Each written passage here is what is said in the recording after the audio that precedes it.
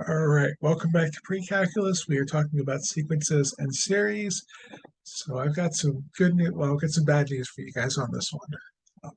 There isn't a nice way to figure out what the pattern is. You just pretty much have to look at this stuff, notice a pattern, and then write that in as our sum.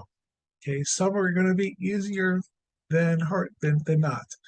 Okay, but for the most part, we're just pretty much looking for this. We're trying to find some kind of a pattern that will match this, and we're going to write that down as our calculation here. Okay, so that's all we want to do here. But there isn't a nice systematic, procedural, algorithmic way to do that other than stare at it until the answer presents itself. Okay, so this was one where I couldn't really say like show your work. I'm like there's not a lot of work to show. You have to have the insight of like, oh, these look like powers of four. And then pretty much that's what you're going with. Okay. So one of the things I can look at here and say, oh, well, one of them is negative, positive, negative. Okay, so there's a negative one in here. So let's go with a negative one. And they insist. I would hate to do this, like write the sum as, and they said use I as the index of summation. Okay, we'll do that. Okay, so we'll use I. Again, in this case, I would rather use K because I has another job in math, and yeah, I don't like that. And then we have 4 squared is 16, 4 cubed is 64. Okay, 4 to the, I think to the, for the fourth is going to be 256. 4 to the fifth, I know is 1024 because Generation X and like when computers were young and roving the plains. They said you had to know all of your powers of two in order to be able to operate a computer in the future. So they forced us to know all of our powers of two, and therefore all of our powers of four. And I can tell you that that hasn't really panned out the way that they thought it did. Okay, so yeah, so there we go. So we're going to write this as -1, and we're going to have 1 over 4. And what's our first one? It looks like it's to the ith power, to the 1 squared is going to be 1 over 16, and then we could do that. So we can say this is -1 over 4 to the ith. And notice when they have this, they think they even tell us like, hey, there might be multiple representations. And that's true, there are, which is why I could ask them a question like this on a quiz, although I am less likely to because there are going to be dozens upon dozens of answers. And I can't say that they're all going to be incorrect because you could say, oh, you know what? I don't like 1/4. I like 1/2. So we could do like -1 over 2. How about we do -1 to the I times 1 over 2 to the 2I. Would that work? Well, if I type in I equals 1, I get 1/4. If I type in I equals 2, get 2 times 2 is 4, 1 over 2 to the 4th. So yeah, that would all tend to work. So there's multiple representations, but I would go with simpler is going to be better. Okay, so I'm going to go with -1 over 4 raised to the I. Okay, so we're going to go with negative. I'll put the fraction in here. Actually, we'll go with this guy too. So we'll say -1 over 4. Actually, I don't like it. So now the hard part is figuring out how to write this in Alex. Okay, so I'm going to say this guy here, parentheses, and this one, we'll say -1 over 4, and then we'll make that an I as a counter, not as a imaginary number. So check. Okay, hooray, and then we'll go on with our lives. Okay, and that's all they want us to do with this. But as frustrating as it is, I can't give you an algorithmic or procedural way to do this. There isn't one. You just have to kind of stare at it and decide, well, what's going to be the best way to go. All right, so this one here, find the sum. from 3 to 9. Okay, there are a couple of easier ways to do this, but what I would recommend is let's see if we can't find a way to think about this a little bit easier. So if I type in I equals 3, what are we going to end up with? We have -1 to the 3 minus 1. 3 minus 1 would be 2, so we have -1 squared. Do this in pieces, and then we have 5 times 3. Okay, that was n equals or n equals 3. Okay, so let's go ahead and say that. That's going to be 15. I equals 4. So 4 minus 1 is 3. So we have -1 raised to the third power. And then 4 times 5, that's going to be 20. So that's going to be minus 20. Okay, I equals 5. And what I'm doing is I'm looking for patterns here. Okay, I might do the whole thing. Right, 5, 6, 7, 8, 9. That's not going to be the worst thing I've ever had to do, especially in Alex. Okay, so we have -1, 5 minus 1, that would be 4. So -1 to the fourth power, that's even.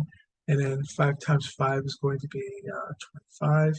So we're going to have -25, no, positive 25.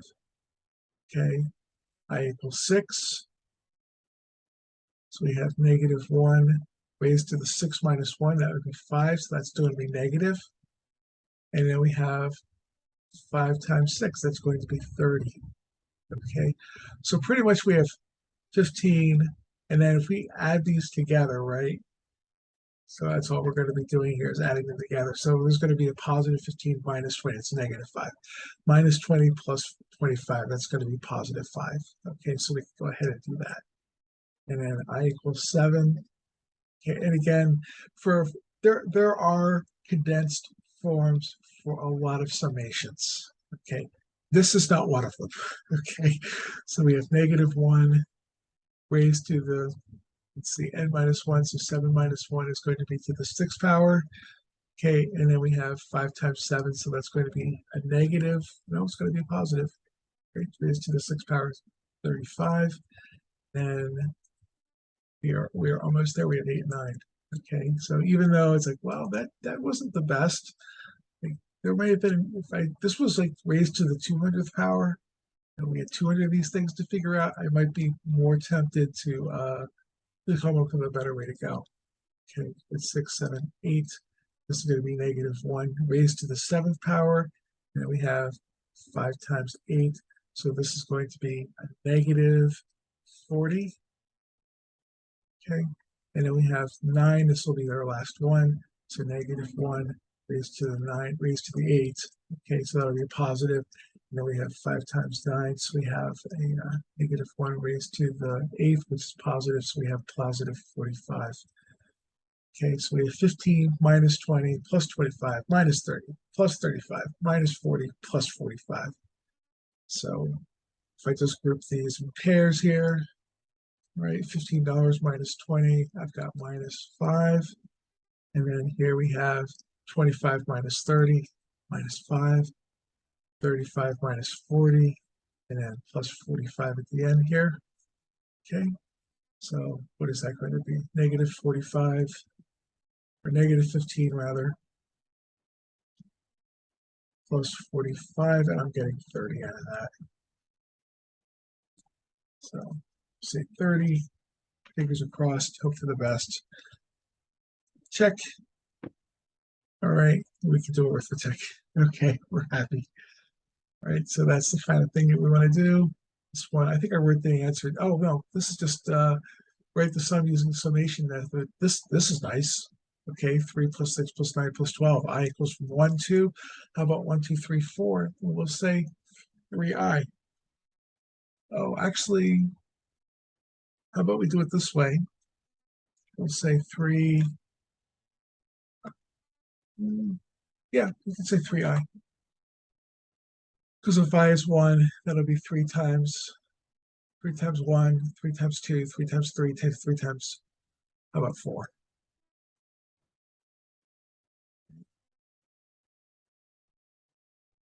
Hooray. Okay, and then we'll go on. Let me pause this while I look one up, and I'll ask you guys. This is like an IQ test thing. This is These are not really that important. I'll show you one of them. All right, I had to work this out. So let's see here. I had a friend. We had a friend. We had like five math people, computer science people living in one house, and then unfortunately, one of our poor roommates was a geology major, and she's just yeah. We have like math arguments on a daily basis, and it's the only geology major that could talk about infinity at length with anybody else because she had to listen to it all the time. But we had a little whiteboard, and we had, she would put up a problem. We'd all put up little problems on a regular basis. And one of the problems she's like is guess the pattern. So 15, 16, 17, 20, 22, 24, 31, 100, 121, and then 10,000. I got to tell you, she had us with weeks for this one. Okay. This was weeks. And it was it was really rough because you think you'd have something with this 22, 24, 31, but this 100 to 121, that was too big of a jump. Would not figure that out. And this 121 to 10,000 just like defied all possible logic. We went back and forth with doing this for quite some time, trying to figure it. None of us figured it out. She had to tell us. We had to give up. And it turns out that this was a sequence, except this is 16. They're all 16.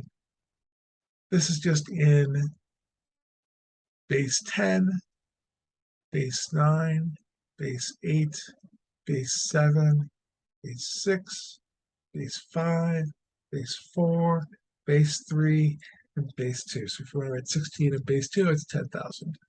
Okay. Technically, this is base 11. That was the problem. None of us got it. So well done to her, I have to say.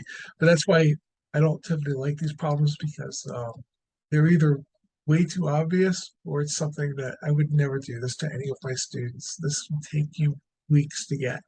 And we had weeks of people that were all much smarter than I am, and none of us could figure this out. So yeah, these are fun problems, but don't try to read too much into them. So thank you for tuning in, being patient with me with that one, and I think that concludes our chapter 11. So we're good. Good luck with the homework.